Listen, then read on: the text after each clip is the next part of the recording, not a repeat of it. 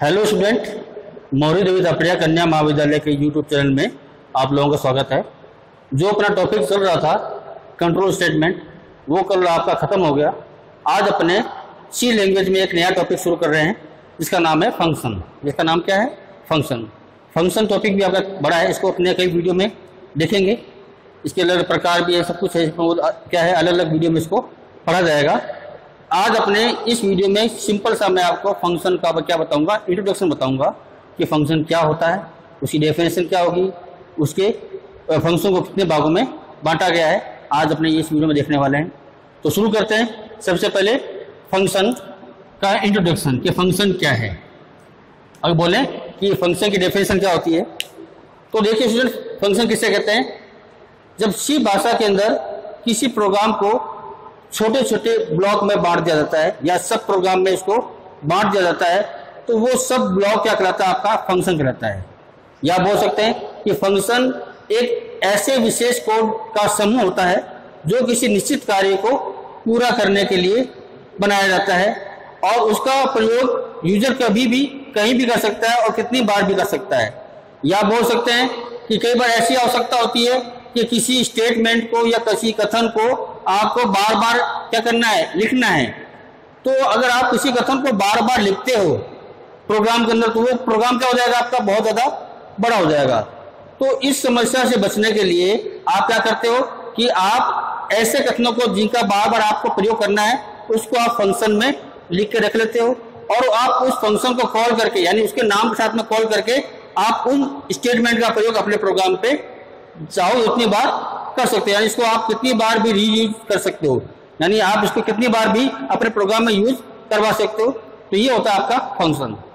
Function के क्या बहुत सारे फायदे हैं। फायदा क्या है कि फंक्शन के द्वारा आपका जो प्रोग्राम का साइज होता है वो क्या होता है? छोटा हो जाता है। जिससे इसमें जब प्रोग्राम का साइज छोटा होता है तो इसमें क्या होता है? गलती होने की संभावना भी क्या हो जाती है? कम हो जाती है।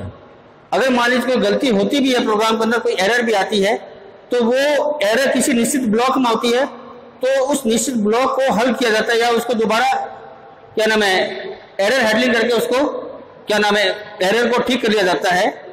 लेकिन अगर आप फंक्शन का प्रयोग नहीं करते हो तो इस सिस्टम क्या होगा कि आपका प्रोग्राम बड़ा होगा और उसमें अगर एरर आएगी तो उस एरर को हटाने के लिए आपके पूरे प्रोग्राम को दोबारा चेक करना होता है। लेकिन जबकि ऐसा फंक्शन में नहीं है। फंक्शन में एक पर्टिकुलर किसी ब्लॉक पर एरर आएगी तो केवल उस ब्लॉक को आपको क्या करना पड़ेगा? चेक करना पड़ेगा एरर को हटाने के लिए।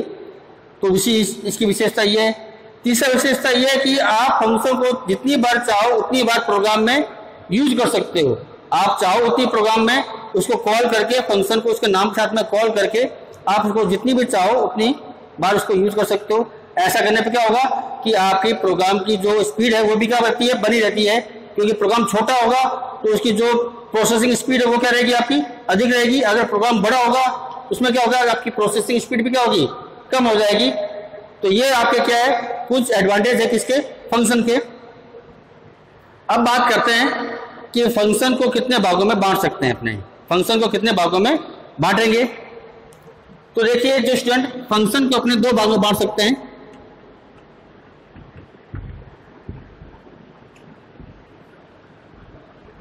एक भाग होगा आपका बिल्ट इन फंक्शन। कौन सा फंक्शन होगा आपका? Built in function. यानी इसको आप बिल्ट इन फंक्शन को लाइब्रेरी फंक्शन भी बोल सकते हो या प्री डिफाइंड फंक्शन भी बोल सकते हो।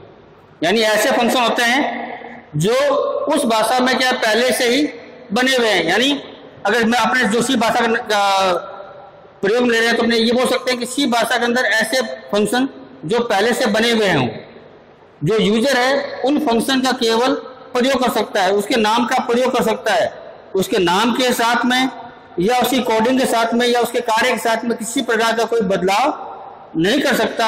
ऐसे फंक्शन को क्या बोला जाता है? आपका बिल्ट इन फंक्शन कहते हैं। यानी फंक्शन जो पहले से बने हो।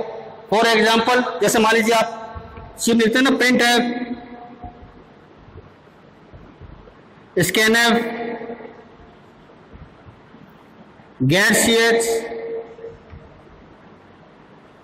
और आपका क्लियर स्क्रीन ये सब क्या है? ये सब आपके फंक्शन है जो किस प्रकार के हैं? बिल्ट इन प्रकार के फंक्शन है। यानी ये फंक्शन का उपयोग, इन फंक्शन की डेफिनेशन पहले से क्या है आपके हेडर फाइल में लिखी हुई है। आप उस हेडर फाइल को अपने प्रोग्राम में इंक्लूड करवा के इन फंक्शन का प्रयोग आप अपने प्रोग्राम में कर सकते हो। जैसे मान लीजिए आपका प्रिंट और स्कैनर फंक्शन वो कब कहाँ मिलते हैं आपको? stdio.h मिलेंगे, ठीक है। और जो आपका गेट सी एच और क्लियर स्क्रीन वो क्या ये कहाँ मिलते हैं आपको? conio.h हेडर फाइल में आपको मिलेंगे। तो ये सब फंक्शन क्या है? ये फंक्शन ऐसे हैं जो आपके इन हेडर फाइलों में पहले से ही लिखे हुए हैं और इनकी डेफिनेशन क्या होगी आपके पहले से लिखी हुई है। आप इन हेडर फाइल का प्रयोग करते हुए आप क्या कर सकते हो? इन फंक्शन का प्रयोग का आप अपने प्रोग्राम में कर सकते हो। तो ये तो बात होगी अपनी बिल्ट इन फंक्शन की बात होगी कि बिल्ट इन फंक्शन किसे कहते हैं, जिसको अपने लाइब्रेरी फंक्शन भी कहते हैं और प्री डिफाइंड फंक्शन भी इनको बोलते हैं। तो दूसरा फंक्शन है आपका वो है आपका यूजर डिफाइंड फंक्शन। कौन सा फंक्शन है आपका? User defined function. User defined function कौन से होते हैं? ये ऐसे फंक्शन होते हैं जो यूजर खुद क्रिएट करता है, यानी यूजर खुद बनाता है अपनी आवश्यकता होने पे। तो यूजर डिफाइंड जो फंक्शन होता है उसका नाम, उसमें क्या काम करवाना है, उसकी कोडिंग, वो सब कुछ यूजर ही डिसाइड करता है कि फंक्शन में किस प्रकार का फंक्शन आपको बनाना है, उसकी कोडिंग क्या होगी, वो क्या इनपुट लेगा, क्या आउटपुट देगा, ये सब कुछ क्या करेगा आपका यूजर क्या है, यूजर ही डिसाइड करता है कि आपका फंक्शन कैसा होगा। तो ऐसे फंक्शन को क्या बोला जाता है? यूजर डिफाइंड फंक्शन बोलते हैं। क्या बोलते हैं? User defined function. जैसे आप सी लैंग्वेज में मैन फंक्शन यूज लेते हो, मैन फंक्शन, तो मैन फंक्शन आपका क्या है? मैन फंक्शन को आप बोल सकते हो एक तरह का वो क्या है? एक यूजर डिफाइंड फंक्शन है। क्या है आपका? एक यूजर डिफाइंड फंक्शन है। उस फंक्शन में यूजर अपने आधार पे निश्चित करता है कि क्या कोडिंग करनी है और उसका उपयोग क्या होगा। यूजर डिफाइंड फंक्शन का प्रयोग भी आप कितनी बार भी चाहो प्रोग्राम में कर सकते हो। इसको नाम के साथ में आप अपने प्रोग्राम में जितनी बार चाहो उतनी बार कॉल करके इसमें जो कोड लिखा हुआ है उसको आप यूज में ले सकते हो। ये काम किसका है? यूजर डिफाइंड फंक्शन का है। यूजर डिफाइंड फंक्शन बनाने से क्या होता है कि प्रोग्राम की जो गति है वो आपकी क्या हो जाती है? बढ़ जाती है। उसमें समस्याएं जो एरर है वो आपकी क्या हो जाती है? कम हो जाती है। क्यों? क्योंकि प्रोग्राम के आपके क्या होते हैं? कई टुकड़ों में बटे हुए होते हैं, कई ब्लॉक में आपके क्या होते हैं? बटे हुए होते हैं। इसको बोलते हैं सब प्रोग्राम, यानी सब प्रोग्राम में वो क्या होते हैं? बटे हुए होते हैं।